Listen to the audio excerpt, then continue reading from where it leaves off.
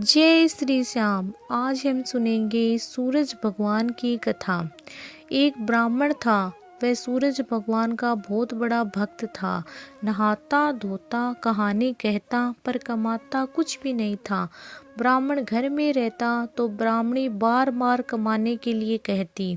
बाहर कहीं जाता तो आड़ोसी पड़ोसी भी उसे निकम्मा कहकर अपमानित करते।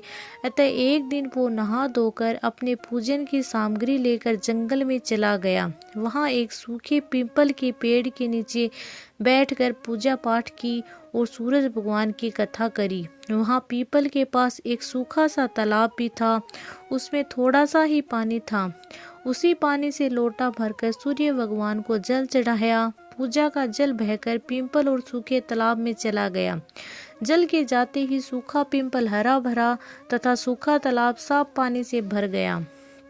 उस जल में सूर्य भगवान दिखाई देने लगे और कहने लगे, ब्राह्मण मांग तू क्या मांगता है। ब्राह्मण ने सुना तो घबरा गया। सोचने लगा कि पीपल में कोई भूत रहता है। रोज जब वह पूजा करता तभी आवाज आती। सुन सुनकर वह चिंता के कारण दुबला होने लगा। ब्राह्मणी कभी कभी ब्राह्मण से मिलने जंगल आती थी। उसने ब्राह्मण से पूछा, आप दिन प्रतिदिन दुबले क्यों हुए जा रहे हो। तब ब्राह्मण ने सारी बात बताई। तब ब्राह्मणी ने कहा कि आपकी पूजा करने के बाद ही आवाज आती है। मुझे तो ऐसा लगता है कि सूरज भगवान स्वयं आते हैं। इस बार जब आवाज आए तो तुम सब कुछ मांग लेना। ब्राह्मण ने बोला, कैसे मांगूं? ज़्यादा कुछ कहूँगा तो मैं भूल जाऊँगा। कोई ऐसी तरकीब बताओ जिससे कम शब्दों में ज़्यादा मिल जाए। ब्राह्मणी ने कहा, तुम इस प्रकार कहना, 9 खंड महल के अंदर सोने के पाने में पड़पोते को दास दासियों द्वारा खिलाते अपनी आंखों से देखूं। इस प्रकार लंबी उम्र, महल, बेटे पोते पड़पोते, धन सब मिल जाएगा। क्योंकि जब धन होगा तभी तो सोने का पालना, दास दासियां होंगी और आंखें घुटने ठीक होंगे तभी तो पड़पोते को सोने के पालनों में झुला सकोगे और देख सकोगे। दूसरे दिन पूजा के बाद आवाज आई तो ब्राह्मण ने वैसा ही कहा जैसा कि ब्राह्मणी ने समझाया था। सूरज भगवान ने कहा, दिखने में तो भोला लगता था पर एक ही बार में सब कुछ मांग लिया। सूरज भगवान ने कहा, जा तेरी ऐसी इच्छा पूरी हो जाएगी। ब्राह्मण जंगल से घर आया तो देखा उसकी टूटी हुई झोंपड़ी की जगह एक 9 खंड महल खड़ा है। दास दासियां आ जा रहे थे। ब्राह्मण ने उनसे कहा, यहाँ मेरी झोंपड़ी और बुढ़ी ब्राह्मणी थी, कहाँ गई?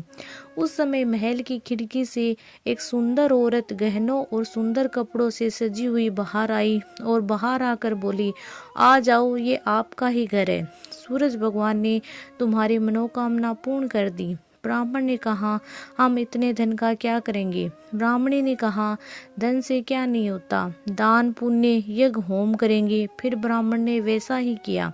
अब सब राजा की जगह ब्राह्मण का गुणगान करने लगे।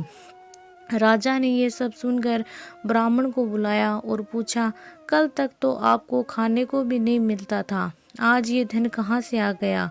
कहाँ से चोरी की, डाका डाला? ब्राह्मण ने कहा कि ये सब तो सूर्य भगवान की कृपा है और सारी कहानी बता दी। राजे ने कहा, मेरे पुत्र नहीं है, मुझे क्या करना चाहिए? ब्राह्मण ने राजा को सूर्य भगवान की पूजा की विधि बताई। राजा ने वैसा ही किया, उसके पुत्र हो गया। सब लोग सूर्य भगवान की जय बोलने लगे। हे सूर्य भगवान, जैसे ब्राह्मण और राजा की मनोकामना पूर्ण की वैसे ही सबकी करना। कहानी कहने वालों की, कहानी सुनने वालों की, सबकी मनोकामना पूरी करना। बोलो सूर्य भगवान की जय।